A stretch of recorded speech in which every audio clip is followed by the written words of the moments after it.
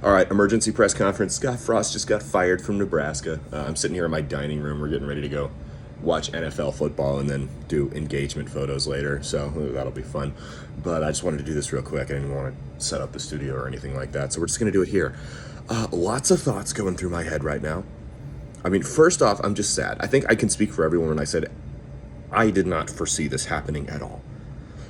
I figured year one would be a little rough. I figured that jump was coming in year two. I honestly thought that Frost's worst case scenario was Pelini without the meltdowns. So I'm shocked right now. Everybody wanted it to work, man. That's the thing. I wanted it to work, and it's sad that it completely fell apart like this. I think he just wasn't ready. It's a big jump from what he was doing at UCF to the Big Ten. That's the reality of the situation.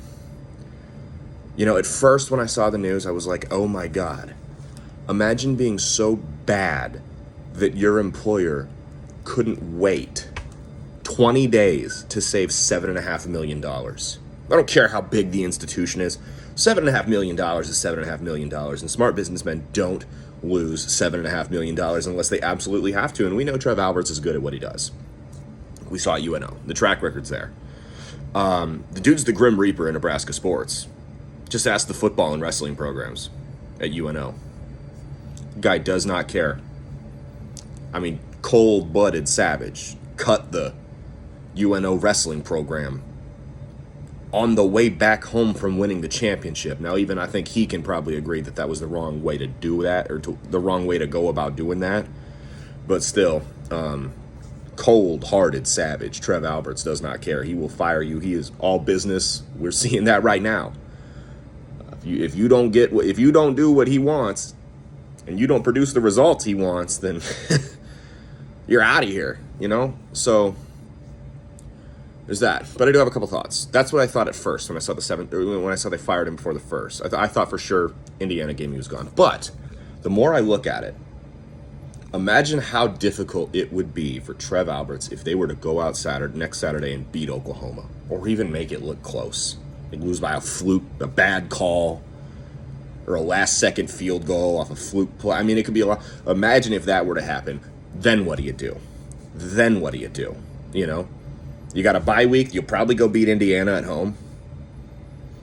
If they were to beat Oklahoma, you got Indiana, you got Rutgers, Illinois, Purdue, Iowa. Looks pretty bad this year. Wisconsin looks as vulnerable as they've been since Frost took over. There's 6 wins on the schedule. Still, there's 6 wins on the schedule even now, especially if you beat Oklahoma. Then what? So he goes 6-6, gets blown out by Minnesota and in Michigan and all them. Then what? You're backed into the corner. If he makes a bowl game at 6-6, you're basically backed into the corner of repeating this whole thing for another year, of just being stuck in this Groundhog's Day purgatory situation where it's, let's just see how he does next year. Next year's we're going to figure. No, they did the right thing. They ripped the Band-Aid off. On the flip side, now, because here's the thing, this is a talented team. It's just not well coached. We saw the offense looked unstoppable. The offense has gotten better every single week. This is a talented team. That's the thing. Now, Mickey Joseph, on the flip side, as interim head coach, comes out and wins. If he comes out and beats Oklahoma, now you got brand new coach, interim head coach, right? Still our guy. He was a quarterback here. He's not from here, but he was a quarterback here. He's an adopted son. It's all good. He comes out and beats Oklahoma. Now the fan base is lit. Right? They'll go out and they got a bye week, so they can chill from the emotions, then come back on the first and beat Indiana. Bowl game's in play, you know what I mean? So but on the flip side, if they get blown out, or if they lose off some fluke play or something like that, off the same shit they've been doing, he's an interim head coach. No one's going to get mad at Alberts. Joseph's just supposed to ride out the season and coach the games that we're contracted to play, Low risk, high reward. If he balls out, dude, Mickey's a good recruiter. Young coach, our guy, so the Tradition Coalition will be satisfied. It could work.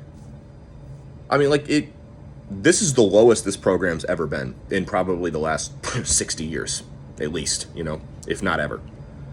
If Mickey Joseph were to be able to come in, as the young, flashy coach, first time, ex-Husker quarterback, great recruiter, if he were to come in and somehow take this team to a bowl game, you got to give him a fair shake as head coach. He's got to at least get an interview, man. At least give him an interview. If it were Whipple, it'd be different. But Mickey, I think Mickey's a different scenario. If Mickey can bring this piece of crap team, not the team's not a piece of crap. I shouldn't even say that. The piece of crap state that this team is in. If Mickey can take them to a bowl game, you got to give him a shot, man. This is, I think, part of the reason they fired him was this is a tryout.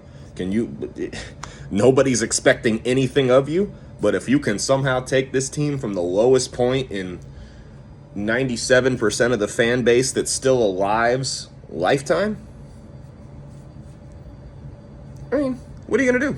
It'd be hard. It'd be if Mickey were to churn out 6 or 7 wins and make a bowl game and win that bowl game, it would be pretty hard to hire somebody else. That's all I'm gonna say.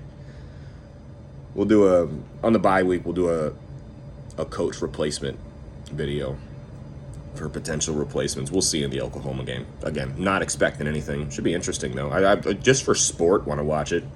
I don't think the season's lost. I don't think they'll beat Oklahoma. But like I said, Indiana, Rutgers, Illinois, Purdue, all winnable games. Iowa looks terrible this year. Terrible. Their defense looks solid, but their offense is awful.